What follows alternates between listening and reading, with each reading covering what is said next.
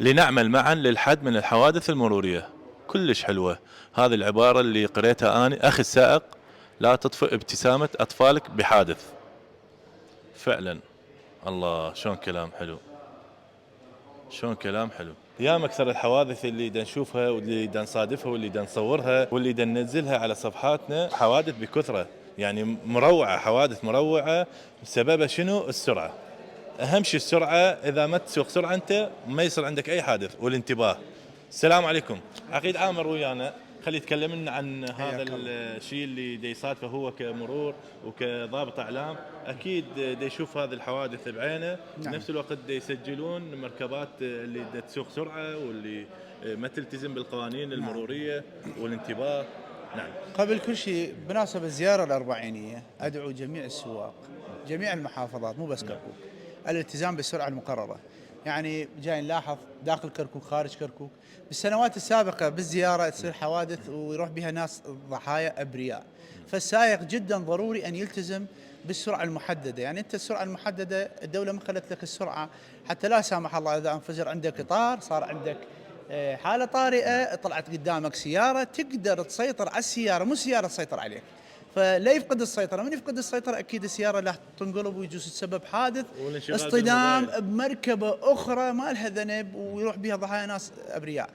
فالسرعة المفرطة نبتعد عنها ونلتزم بالسرعة المحددة اللي وفق القانون. كل شارع بها سرعة محددة. توصل قبل ساعة، توصل بالضبط. قبل ساعة وربع يعني. واخواننا السواق اللي جاي يشتغلون على الخط مثلا، يعني مو ضروري انت يعني 3 مرات 4 مرات تروح وتجي، يعني تحس بنفسك تعبان نعسان.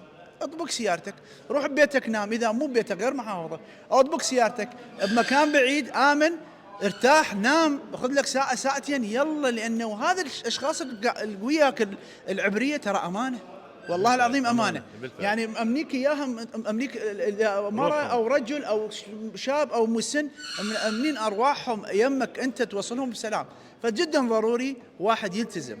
فالكاميرات الموجودة بأطراف بغداد والمحافظات الجنوبية والوسطى ترى شغالة للعلم، كاميرات السرعة.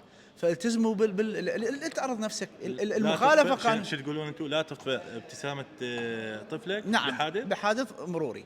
فالحادث يعني يصير من شنو؟ هو من اهم نقطه بالحادث هو السرعه وعدم، بعدين عدم انتباه. السرعه بعدم، يعني اذا ما منتبه انت سرعتك بطيئه بالامكان حتى وان كان بالفعل حادث يصير حادث طفيف بسيط. بينما بالفعل انا شايف اقطع كلامك بخير. اكو يقول لك انا سريع بس منتبه كلش. لا شنو الفائده اذا لا حتى لو ان كان منتبه ما تعرف انت. احنا نسميه مفاجآت الطريق. نعم. المركبه اللي امامك انفجر اطارها، اكو سياره اجت من فقد السيطره واجت عليه، فانت اذا سرعتك عاليه ما تقدر تسيطر على المركبه بالفعل. بينما اذا سرعتك بسرعه المحدده او اقل بالامكان تسيطر على مركبتك. بهاي الحاله اذا سرعتك عاليه المركبه هي تسيطر عليك، انت ما تقدر كل شيء تسوي. يعني المركبه هي تروح من كيفها.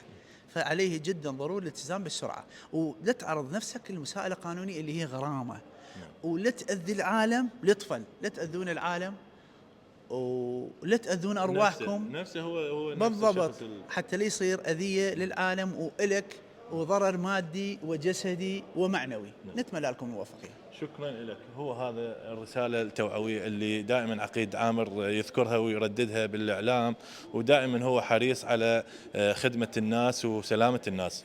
تحياتي لكم، أخوكم الإعلامي محمد دليم.